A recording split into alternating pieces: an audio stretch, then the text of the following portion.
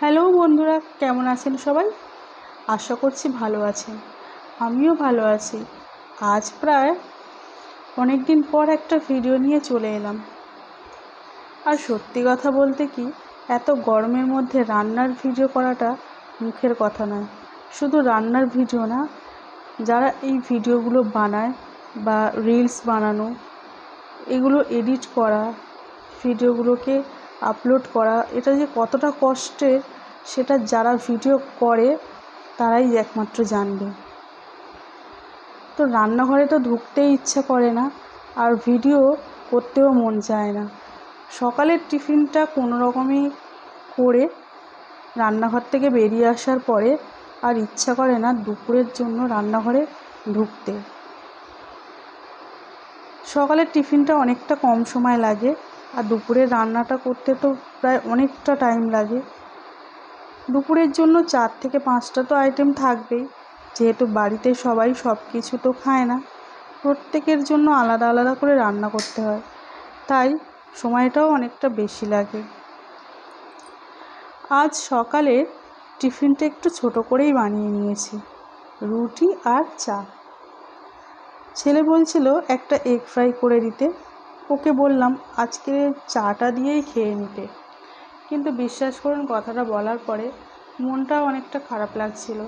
তারপর ভাবলাম যাই, ওকে একটা এগ ফ্রাই করেই দিই।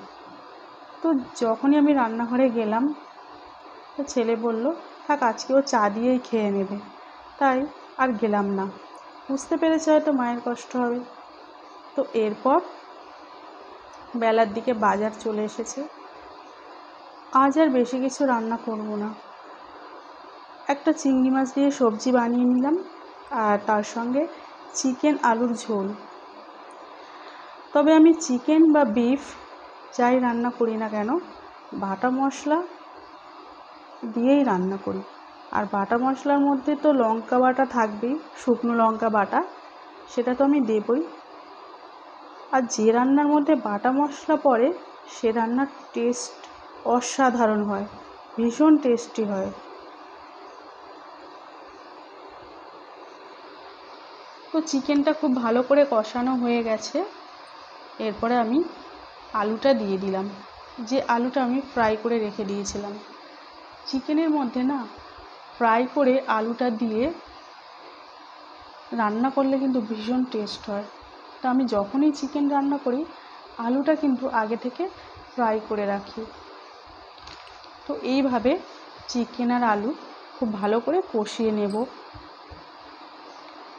বেশ ভালো মতো কষানো হয়ে গেলে জলটা দিয়ে দেব।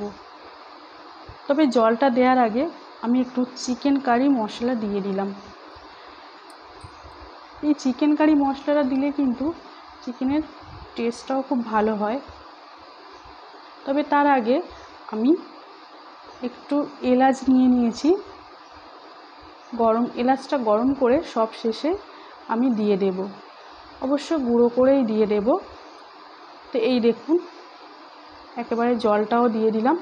আলুটাও কিছুটা সিদ্ধ হওয়া আছে, কিন্তু বাকিটা সিদ্ধ হয়ে যাবে, আর মাংসটাও সিদ্ধ হয়ে যাবে। তো এইভাবে ভালোভাবে নাড়াচাড়া করে আমি কিছুক্ষণ ঢাকা দিয়ে রেখে দেব।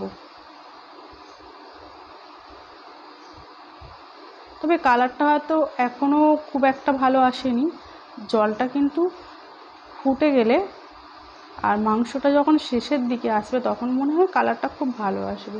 আজকের ভিডিওটা এই পর্যন্ত। ভিডিওটা ভালো লাগলে প্লিজ শেয়ার করে দেবেন। আর ইউটিউব থেকে দেখলে যদি আপনি নতুন হয়ে থাকেন তাহলে প্লিজ আমার চ্যানেলটা সাবস্ক্রাইব করে দেবেন। তাহলে ভালো থাকবেন, সুস্থ থাকবেন। ধন্যবাদ।